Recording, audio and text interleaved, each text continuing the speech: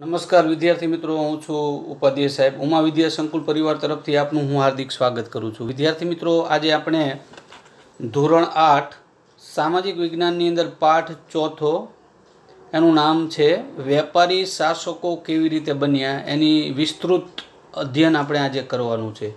વિદ્યાર્થી મિત્રો, આ પાઠ જોઈએ પહેલાં આપણે પાઠ પહેલો શરૂઆતમાં જોયો હતો.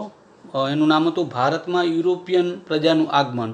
એની અંદર વિદ્યાર્થી મિત્રો ઘણી બધી યુરોપિયન પ્રજા ભારતની અંદર વેપાર અર્થે આવેલી હતી, જેમ કે પોર્ટુગીઝ, ડચ લોકો, પછી અંગ્રેજો, ફ્રેન્ચ લોકો, બરાબર.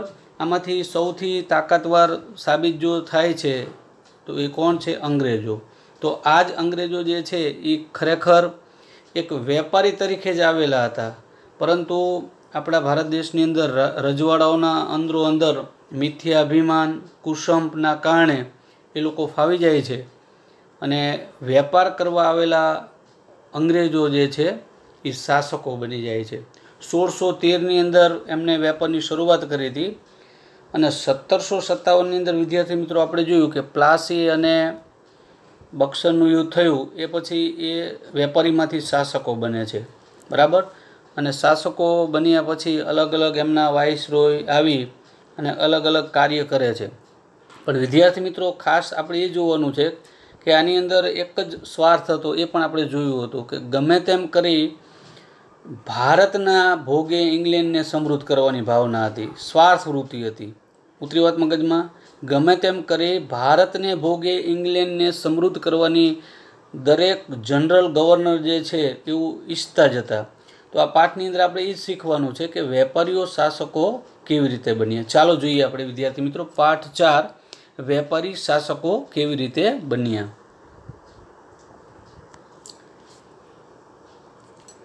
રિસેસમાં બાળકો પુસ્તકાલયમાં વાંચન કરતા હતા. જય અને મિતાલી બે બિલાડી અને વાંદરાની બાળ વાર્તા વાંચીને એકબીજાની મજાક કરતા હતા. બાજુમાં બેઠેલા તેમના વર્ગ શિક્ષકે જણાવ્યું કે બાળમિત્રો, આ પણ એક નીતિ છે, બેની લડાઈમાં ત્રીજો ફાવે. અંગ્રેજોએ તો આ નીતિથી જ ભારતમાં રાજ્ય વિસ્તાર વધાર્યો હતો. સર, એ કેવી રીતે? જયે સવાલ કર્યો. વર્ગ શિક્ષકે કહ્યું, સારું ચાલો, વર્ગમાં હું આજે તમને ભારતમાં આવીને અંગ્રેજોએ કેવી રીતે ભારતીય રાજાઓ પર પોતાની હકૂમત સ્થાપી તેની આપણે વાત કરીએ. એટલે આ ઓલી વાર્તા હતી વિદ્યાર્થી મિત્રો, બે બિલાડી અને વાંદરાની. તો વાંદરો હોશિયાર હતો અને બે બિલાડીને અંદરો અંદર ઝઘડી અને પોતાનું જે રોટલો જે છે ખાઈ જાય છે, એની આપણે વાર્તા પણ સાંભળેલી હતી. એટલે સાહેબ બાજુમાં બેઠા હતા તો કે અંગ્રેજોને આવી જ નીતિ હતી, ભાગલા પાડો અને રાજ કરો. વિદ્યાર્થી મિત્રો શું હતું? ભાગલા પાડો અને રાજ કરો, એ જ નીતિ અંગ્રેજોની હતી વિદ્યાર્થી મિત્રો.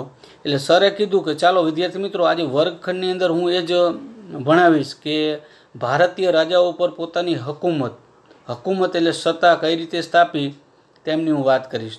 તો સાહેબ હવે વર્ગખંડમાં જાય છે અને પોતાની જે વાર્તા જે છે એને આગળ વધારે છે.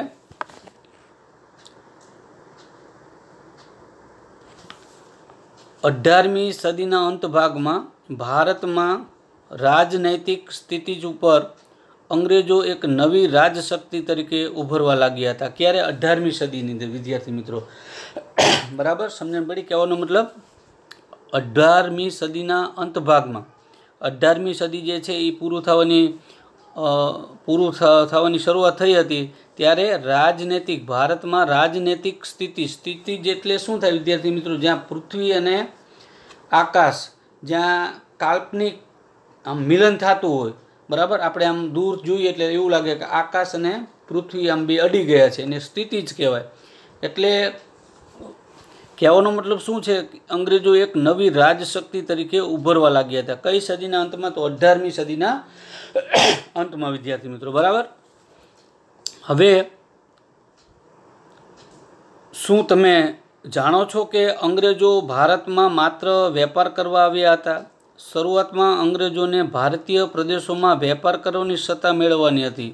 તો પછી તેઓ આખા ભારતના શાસક કેવી રીતે બની ગયા? બહુ સરસ મજાની વાત કરી સરે કે આપણે સાહેબે પ્રશ્ન કર્યો વર્ગખંડની અંદર કે વિદ્યાર્થી તમે જાણો છો કે ભારતની અંદર તો ખાલી અંગ્રેજો શું કરવા માટે આવેલા હતા વિદ્યાર્થી મિત્રો? તો માત્ર ને માત્ર વેપાર અર્થે આવેલા હતા. ઉતરી વાત મગજમાં? તો એ પછી શાસકો કેવી રીતે બન્યા તો એની પણ આ ચર્ચા છે.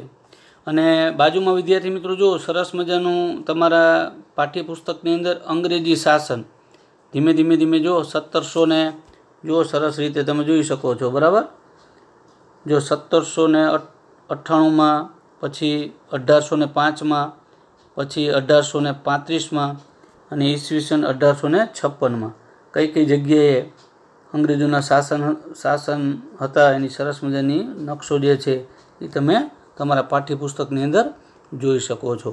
હવે આગળ જોઈએ.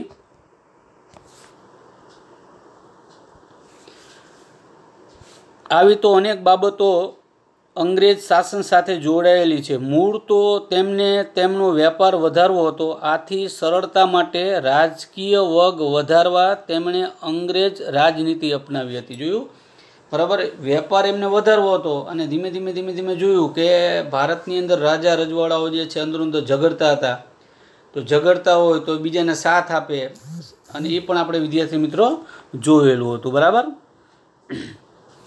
તો હવે આગળ આપણે જોઈએ તો ધીમે એટલા બધા હોશિયાર હતા એટલે એકબીજા રાજા ઝઘડતા હોય તો એકબીજાને મદદ કરે, પછી જે રાજાની મદદ કરેલી હોય એને પણ એ તરછોડી દેતા હતા. એવી રીતે ધીમે વેપારીમાંથી શાસકો બનતા ગયા.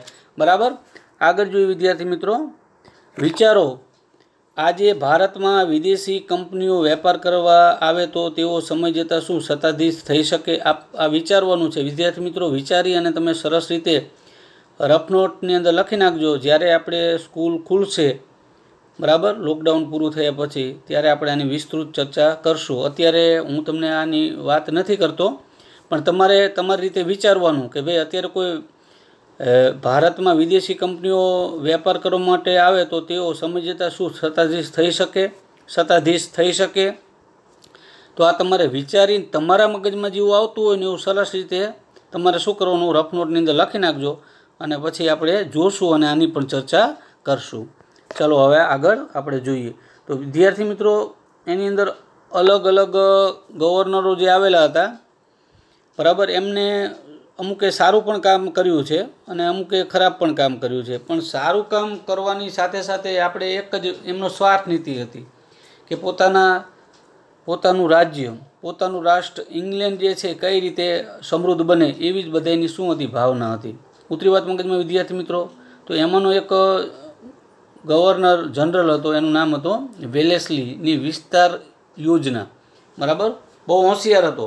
એને ધીમે પોતાનું વિસ્તાર જે છે, પોતાનું સામ્રાજ્ય કઈ રીતે વધારે છે એની સરસ મજાની ચર્ચા જે છે એ આ ફકરાની અંદર કરવામાં આવેલી છે.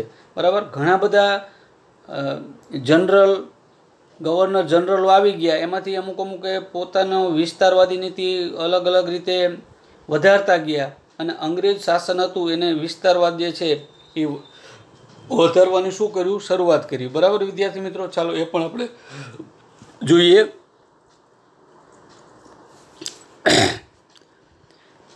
વેલેસ્લી ગવર્નર જનરલ બનીને ભારતમાં આવ્યો ત્યારે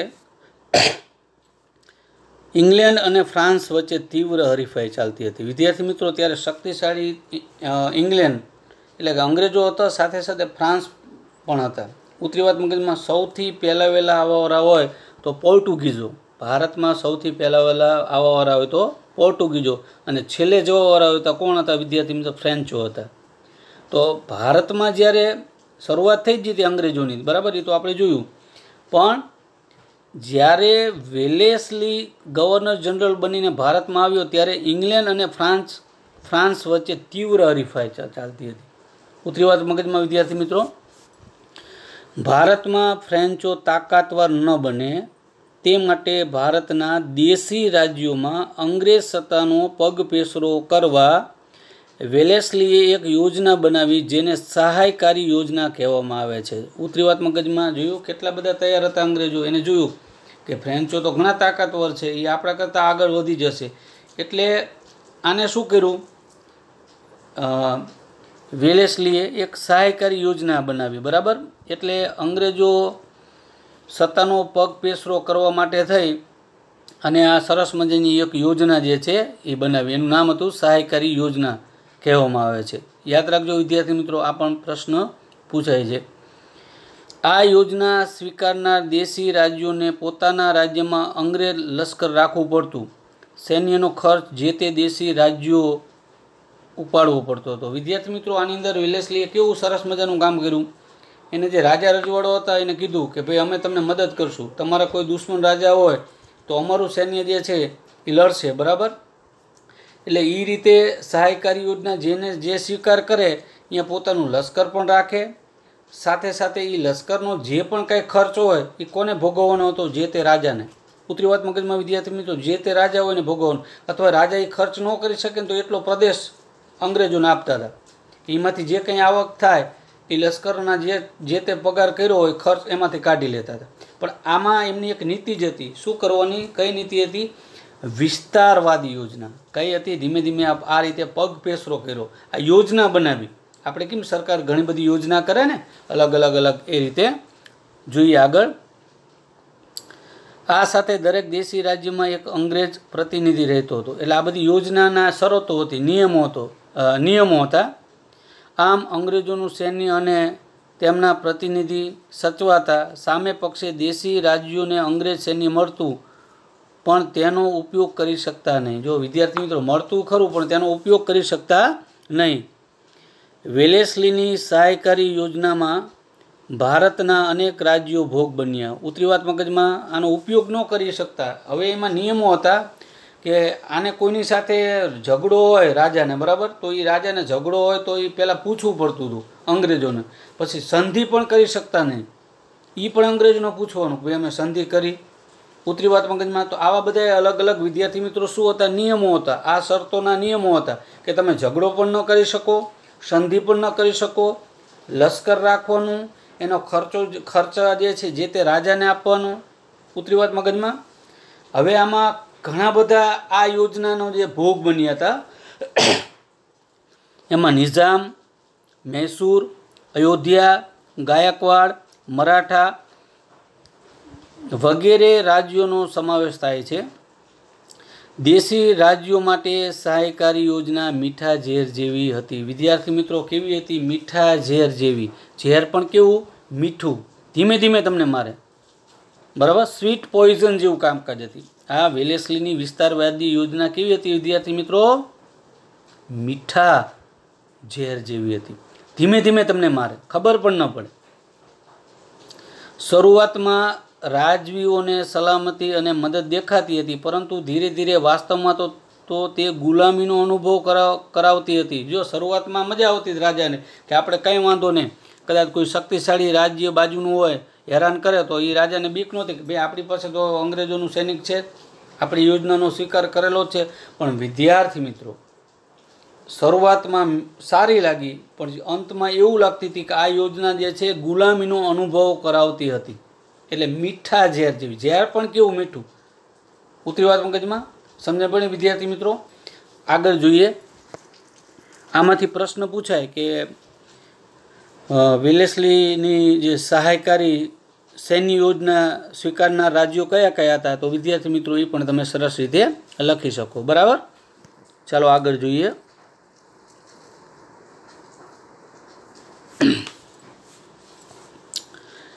વેલેસ્લીની આ વિસ્તાર યોજના એટલે કે સહાયકારી યોજનાનો પ્રથમ શિકાર હૈદરાબાદ રાજ્યનો નિઝામ બન્યો. પછી મૈસૂર અને અયોધ્યા બન્યા. પછી તાંજોર અને કર્ણાટક પણ આવા જ હાલ થયા. મરાઠા સરદારોમાં અંદરોઅંદર ઝઘડા કરાવી તેમને પણ સહાયકારી યોજનાનો ભોગ બનાવ્યા. જો વિચાર કરો, અંદરોઅંદર ઝઘડા કરે, એકને મદદ કરે, મદદ કરવાવાળાને થોડાક ટાઈમ આ સાચવે, પછી એને પણ ધક્કો દઈ દે. ઉતરી વાત મગજમાં વિદ્યાર્થી મિત્રો, આ વિસ્તારવાદી યોજના હતી. આગળ જોઈએ. મરાઠાઓ સાથે લડાઈ કરીને નિઝામને ભારે ખુવારી વેઠવી પડી હતી. આથી તેણે સૌથી પહેલાં આ યોજના સ્વીકારી હતી. ઉતરી વાત મગજમાં, કારણ કે મરાઠા સાથે નિઝામને ઝઘડો થતો હતો એટલે એને વિચાર કર્યો કે આપણે મરાઠા જે છે એની સામે આપણે હારી જશું તો આના માટે શું કરવું જોઈએ? તો એને વેલેસ્લીની સહાયકારી યોજના સ્વીકારી કે આનાથી આપણા રાજ્યને ફાયદો થશે અને આપણે મરાઠા સામે શું કરશું? યુદ્ધ કરશું તો જીતી જશું. કારણ કે નિજામને ભારે ખુવારી એટલે નુકસાની વેઠવી પડી હતી. ઉતરી વાત મગજમાં વિદ્યાર્થી મિત્રો? એટલા માટે સૌથી પહેલાં આ યોજના સ્વીકારી કોને? નિજામે. મરાઠાઓની હેરાનગતિ ઝઘડાના હિસાબે. ટીપુ સુલતાનનું રાજ્ય તો પહેલાં જ અંગ્રેજોની હકૂમતમાં આવી ગયું હતું. નાના ફડણવીસના અવસાનથી મરાઠા સંઘો વચ્ચે ઝઘડા થયા. એક પછી એક મરાઠા રાજ્યો અંગ્રેજોની ભાગલા પાડો અને રાજકારો ડિવાઇડ એન્ડ રૂલ નીતિના ભોગ બન્યા. અયોધ્યા, ગોરખપુર, તાંજોર, કર્ણાટક, ફરુખાબાદ વગેરે એક યા બીજાના બહાને ખાલસા કર્યા. આમ 7 વર્ષના ગાળામાં વેલેસ્લીએ કંપનીનો વિસ્તાર કરી અંગ્રેજ સત્તાને આ યોજના દ્વારા સર્વોપરી બનાવી. ઉતરી વાત મગજમાં વિદ્યાર્થી મિત્રો? અંદરો ઝઘડા કરાવવા, એક મદદ કરવી, મદદ કરનારને થોડાક ટાઈમ સાચવે, પછી એને પણ ધક્કો દેવાનો. તો આવી રીતે ધીમે ધીમે એક જ વાત હતી, ડિવાઇડ એન્ડ રૂલ. ભાગલા પાડો અને રાજ કરો. જ્યાં સુધી જોયું લખ્યું આની અંદર કે નાના ફડણવીસના અવસાનથી, એ હતા ત્યારે મરાઠાઓ એક હતા, પણ એ અવસાનથી એટલે અંદરો અંદર મરાઠાઓ જે છે એ ઝઘડવાની શરૂઆત કરી. ઝઘડવાની શરૂઆતમાં મૂળ કોણ હતા? અંગ્રેજો હતા. અંદરો અંદર વિદ્યાર્થી મિત્રો એમને ઝઘડાયા અંગ્રેજોએ, વેલેસ્લીએ અને એના અધિકારીઓ, અને ધીમે ધીમે સત્તા જે છે એ પોતાના પક્ષમાં લેતા ગયા. અને વિદ્યાર્થી મિત્રો આ રીતે વેલેસ્લીએ કંપનીનો વિસ્તાર કરી અંગ્રેજ સત્તાને આ યોજના દ્વારા સર્વોપરી બનાવી. ઉતરી વાત મગજમાં? આગળ જોઈએ વિદ્યાર્થી મિત્રો. જો આ વેલેસ્લીનું માનચિત્ર છે, બરાબર. પછી વેલેસ્લીનું લડાઈનું દ્રશ્ય પણ છે વિદ્યાર્થી મિત્રો. પછી જો બ્રિટિશરો સમગ્ર ભારતમાં ફેલાયા, અને જો ખાસ કરીને આ ચિત્રની અંદર તમે જો પાઠ્યપુસ્તકમાં કે ભારત વેલેસ્લીની સહાયકારી યોજના સ્વીકારનાર રાજ્યો જે છે એ બધા છે. જોયું વિદ્યાર્થી મિત્રો? એમાં અલગ અલગ જુઓ તમે,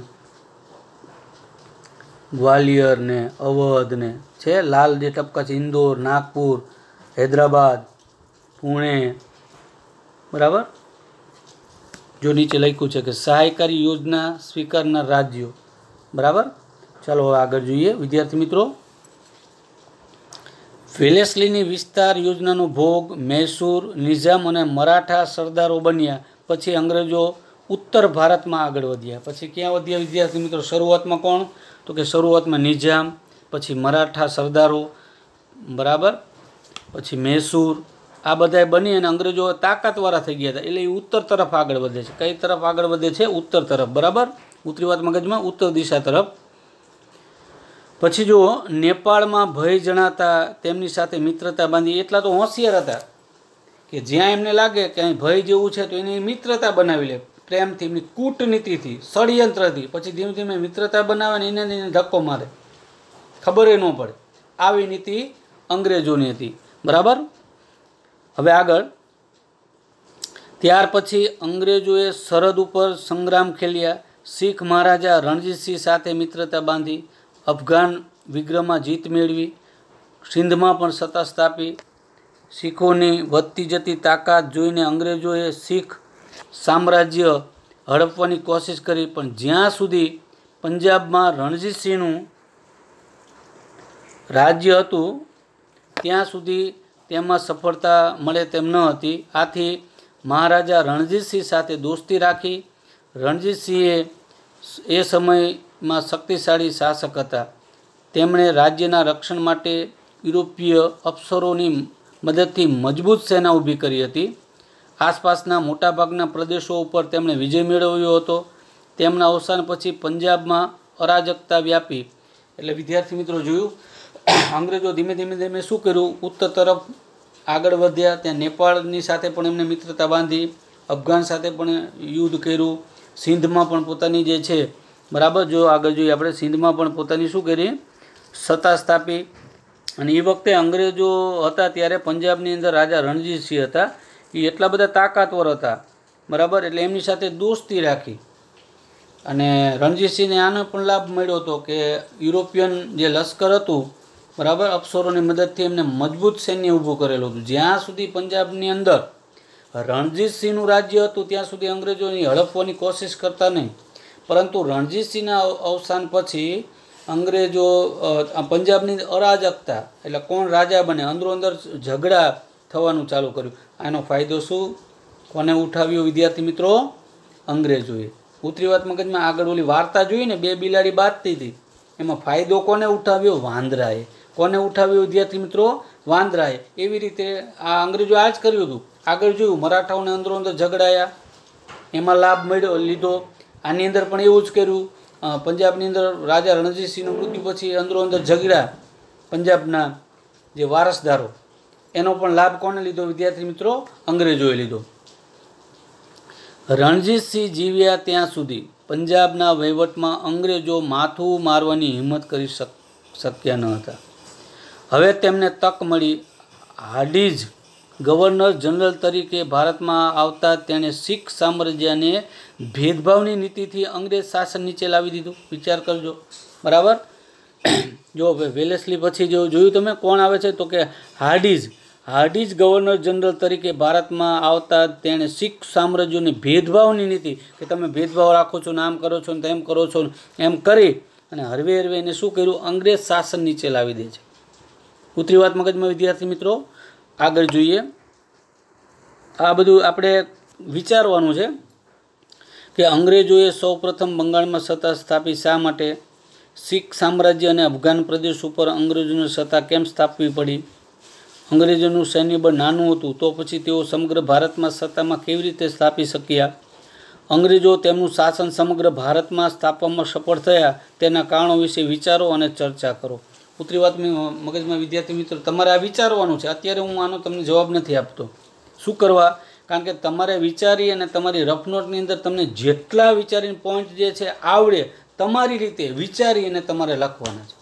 આગળના પણ વિચારો જે તમને આપેલા હતા એ પણ આ પણ વિચારીને લખવાના છે વ્યવસ્થિત રીતે, બરાબર. અને સરસ રીતે વિદ્યાર્થી મિત્રો પછી લોકડાઉન ખુલી જશે અને આપણી સ્કૂલ જે છે રાબેતા મુજબ જ્યારે ચાલુ થઈ જશે તો આને આપણે વિસ્તારથી પાછું સમજશું. શું લખેલું છે, શું કારણો હતા, હું અને તમે બંને, બરાબર. ચાલો આગળ જોઈએ. તો આ રીતે વિદ્યાર્થી મિત્રો આ વિસ્તારવાદી નીતિ હતી. યાદ રાખજો વિદ્યાર્થી મિત્રો, વેલેસ્લીની વિસ્તારવાદી નીતિ યોજના કઈ હતી? તો સહાયકારી યોજના. બહુ મહત્વની છે, બરાબર. આ પણ તમારે પૂછાય છે કે વેલેસ્લીની સહાયકારી યોજના કેવી હતી? ઉતરી વાત મગજમાં. એના પછી જે ગવર્નર જનરલ આવે છે એનું પણ એવું જ કામકાજ હતું. એનું નામ છે ડેલહાઉસી, બરાબર. તો એની કઈ નીતિ હતી? ખાલસા નીતિ. જેમ વેલેસ્લીની સહાયકારી યોજના હતી, તો આની પણ એક યોજના હતી જનરલ ગવર્નર. તો એની ડેલહાઉસીની કઈ હતી? ખાલસા નીતિ હતી વિદ્યાર્થી મિત્રો. તો આના વિશે પણ આપણે ચર્ચા કરીશું. જો નીચે ચિત્ર આપેલું છે ડેલહાઉસીનું. વેલેસ્લીનો વિસ્તાર યોજના હિન્દી રાજ્યોને એમના જોખમે પરાધીન બનાવવાની યોજના હતી. જો સરસ મજાનું વાક્ય કેવું છે કે વેલેસ્લીની વિસ્તાર યોજના હિન્દી રાજ્યોને એમના જોખમે પરાધીન બનાવવાની યોજના હતી. એ સ્વીકારનાર રાજ્યો અંગ્રેજોના મિત્ર ગણાતા. આ રાજ્યોને બહાર કે અંદરનો ભય ન જણાતા બિનજવાબદાર બન્યા. તેમનો વહીવટ કથળ્યો. જો વિદ્યાર્થી મિત્રો બહુ સરસ મજાનું આ ફકરાની અંદર 2 લીટી જે છે હું તમને સમજાવું છું. હવે જે રાજાઓએ અંગ્રેજોનું સૈન્ય અને અંગ્રેજો સાથે મિત્રતા સ્વીકારી હતી એ હવે અભિમાનમાં આવી ગયા કે આપણે હવે કોઈથી બીવાનું જ નથી. આપણે તો અંગ્રેજો આપણી પાસે મિત્રો છે, અંગ્રેજોનું સરસ મજાનું સૈન્ય છે, એટલે હવે કોઈ આજુબાજુવાળા આપણા ઉપર યુદ્ધ જ નહીં કરે. યુદ્ધ કરશે તો અંગ્રેજો છે જ. આવી રીતે અભિમાનમાં રાચવા લાગ્યા. એટલે એમનું જે વહીવટ હતો ને કથળવા લાગ્યું. મૂકી દીધું બધું, અંગ્રેજોના ભરોસે મૂકી દીધું, અંગ્રેજોના અફસરોના ભરોસે મૂકી દીધું કે હવે આપણે ચિંતા કરવા જેવું છે જ નહીં, બરાબર. આપણે તો અંગ્રેજો મિત્રો છે, ગમે ત્યારે આપણને મદદ કરવાના જ છે. આના હિસાબે વહીવટ કથળ્યો. રાજાઓના આવા વલણને કારણે રાજ્ય વ્યવસ્થામાં ગેરવ્યવસ્થા ફેલાઈ. અંગ્રેજ નીતિનું આ પરિણામ હતું. વિદ્યાર્થી મિત્રો, શું હતું? અંગ્રેજ નીતિનું આ જ પરિણામ હતું. એમને મોજ શોખમાં રાખતા હતા, આનંદ કરાવતા હતા. એટલે જે રાજાઓ હતા એ પોતાના પ્રજાનું કંઈ જોતા જ નહીં, સોમાનમાં રાખતા હતા, આનંદો વૈભવો કરતા હતા. એટલે રાજ્ય વ્યવસ્થા જે હતી કથળી. એટલે અંગ્રેજોને આ જ કારણ હતું. બરાબર? આ એક ષડયંત્ર હતું. ભારતીય શાસકો તેમાં ફસાયા. અંગ્રેજોને બહાનું મળી ગયું કે રાજ્યમાં ગેરવહીવટનો અંત લાવવાના બહાને રાજ્યમાં કારભારમાં માથું મારવા લાગ્યા. વિચાર કરો. એટલે જે એના મિત્રો હતા એ રાજાને જ દબડાવવાનું ચાલુ કરી દીધું. ખીજાઈ ગયા કે તમને રાજ કરતા જ નથી આવડતું, તમારો રાજ્ય વ્યવસ્થા કેટલી બધી કથળી ગઈ છે. પ્રજાઓનો આક્રોશ તમે જુઓ. હકીકતમાં મિત્રો જ હતા. આમનું એ ષડયંત્ર જ હતું કે આ રીતે કરી અને એની સત્તા જે છે ને એને હડપ કરી લેવી. ઉતરી વાત મગજમાં વિદ્યાર્થી મિત્રો કે તમને રાજ કરતા જ નથી આવડતું. આ એક એની સ્વાર્થની જ ભાવના હતી, ષડયંત્ર જ હતું વિદ્યાર્થી મિત્રો. આ ડેલહાઉસીનું આ જ કામ હતું, ખાલસા નીતિ. આગળ જોઈએ. રાજ્યમાં ગેરવહીવટનો અંત લાવવાના બહાને રાજ્યના કારભારમાં માથું મારવા. કારભાર એટલે વહીવટમાં. કારભાર એટલે શું થાય વિદ્યાર્થી મિત્રો? વહીવટમાં માથું મારવા લાગ્યા. શરૂઆતમાં કંપની સરકારે કેટલાક પ્રદેશોનું ગેરવહીવટના બહાને ખાલસા કર્યા. ગેરવહીવટ કે ભાઈ તમને આવડતું જ નથી, તમારાથી પ્રજાને અસંતોષ છે, લાવો એ વહીવટ અમારી પાસે, એમ કરીને કેટલાને ખાલસા કરી નાખ્યા. કારણ કે એમનું લશ્કર તો હતું જ પહેલેથી, વેલેસ્લી વખતે. આગળ જોઈએ.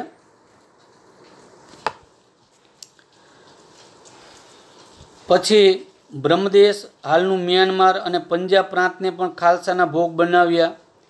જો આશ્રિત રાજા અપુત્ર મરણ પામે તો એનું રાજ્ય ખાલસા કરવામાં આવતું.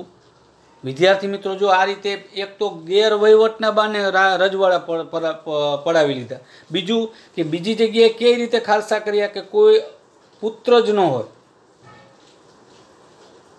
રાજા વાંઝિયા હોય, એને પુત્ર ન હોય, અથવા પુત્ર હોય ને પુત્રનું મૃત્યુ પામ્યું હોય, તો એ નક્કી કર્યું હતું કે જે રાજાને પુત્ર હોય અને મૃત્યુ પામ્યું હોય, અને જે રાજાને પુત્ર ન હોય તો એ બીજા કોઈને ગાદી ઉપર બેસાડે નહીં. એ જે રજવાડું જે છે, બરાબર, એ રાજ્ય અંગ્રેજોના અંદરમાં આવી જશે.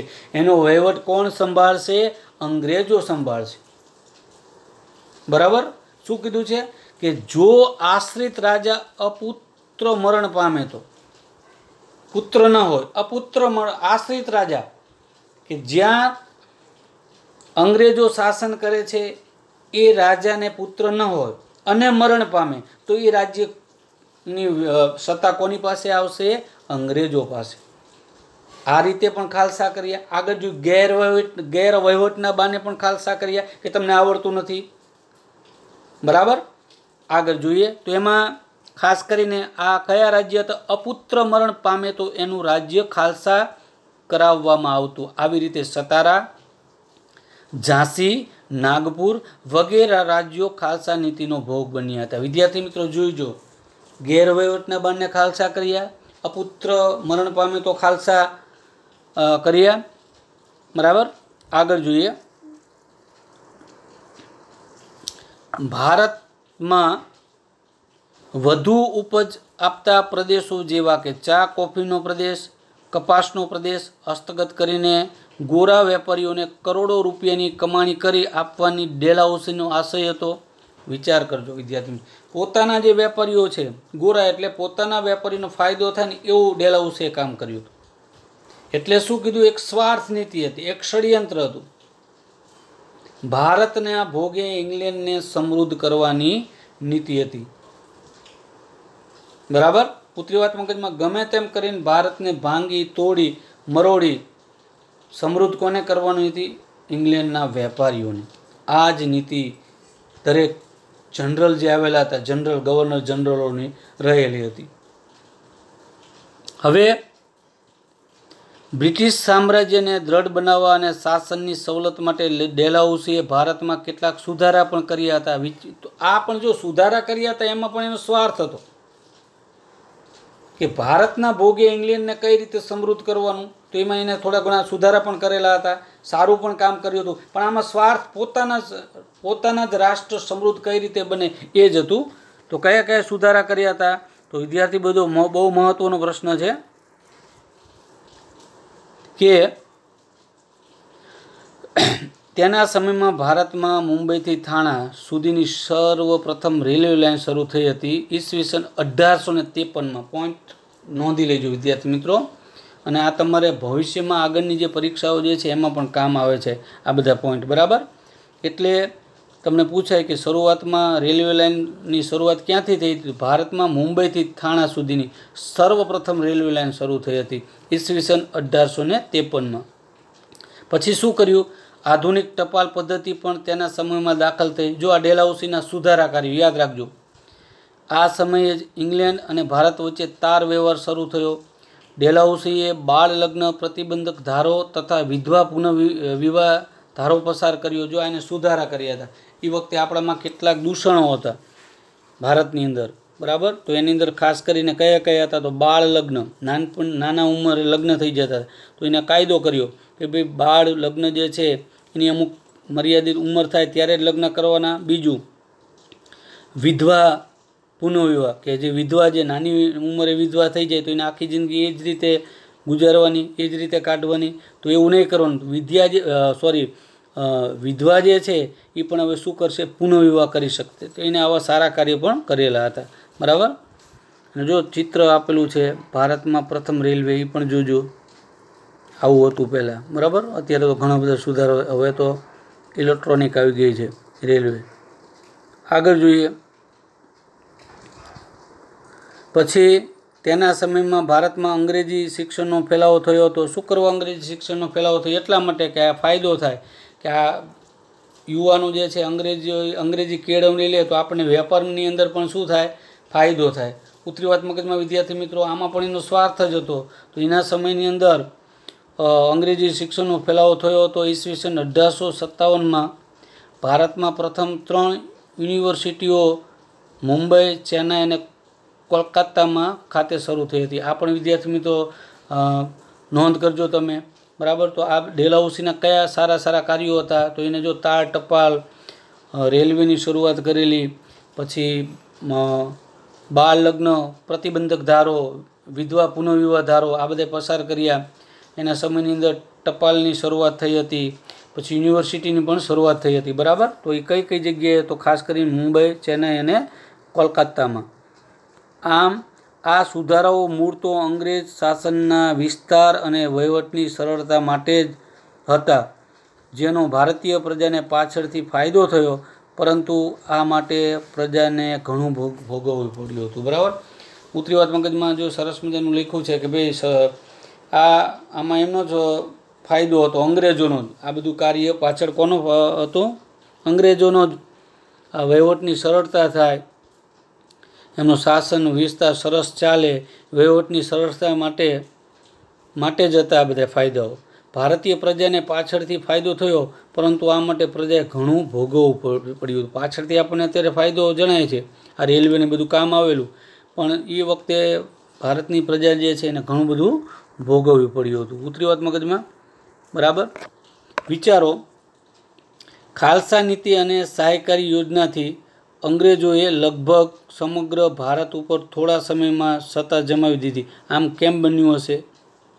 1857માં બ્રિટિશરોનો વિજય, એવી વિગતવાળું ઇંગ્લેન્ડનું એક પુસ્તક તમારા હાથમાં આવે છે, તમે વાંચો છો.